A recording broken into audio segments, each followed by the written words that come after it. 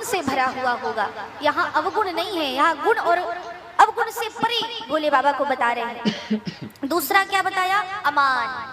नारद जी कह रहे हैं इनका जो पति होगा वो मान सम्मान से परे होगा, लेकिन हिमांचल जी को लग रहा है कि ऐसा पति होगा जिसका कोई मान सम्मान ही नहीं होगा।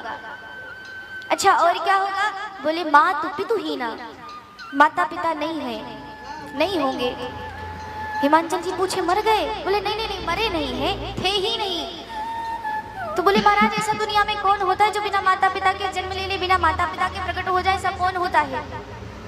नारद जी ने कहा आपकी पुत्री का जो पति है ना वो ऐसे ही होगा, उसके माता पिता नहीं होंगे। और क्या होगा? उदासीन, सब संशयहीन। इतना ही नहीं, जोगी होगा। जोगी जटिल अकाम मन, नगन अमंगल बेश, अस स्वामी यही काम नहीं, परिहस्त असरे।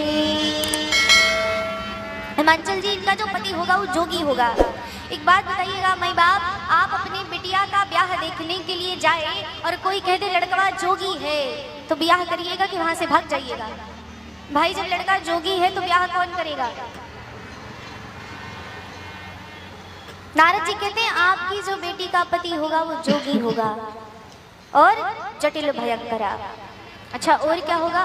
नारद जी ने कहा सबसे आखिरी वाला तो सुनो। क्या?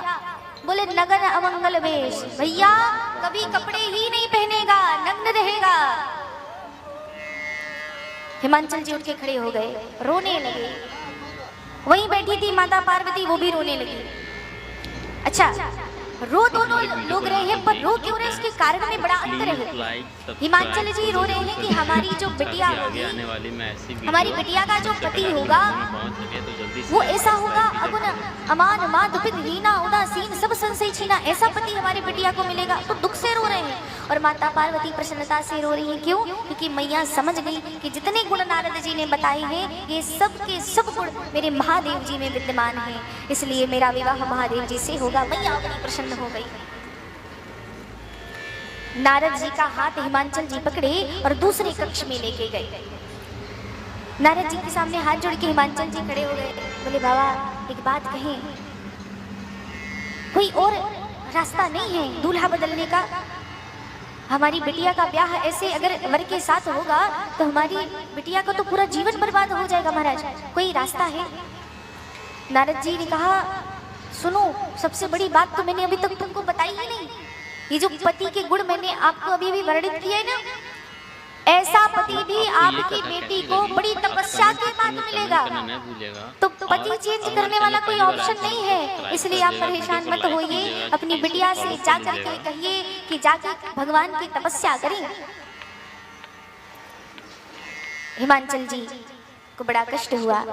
इतने लाड प्यार से अपनी पार्वती का पालन पोषण कर रहे हैं और ऐसे घर में वो जाएगी, कैसे अपने जीवन को बिताएगी, कैसे अपना जीवन यापन करेगी?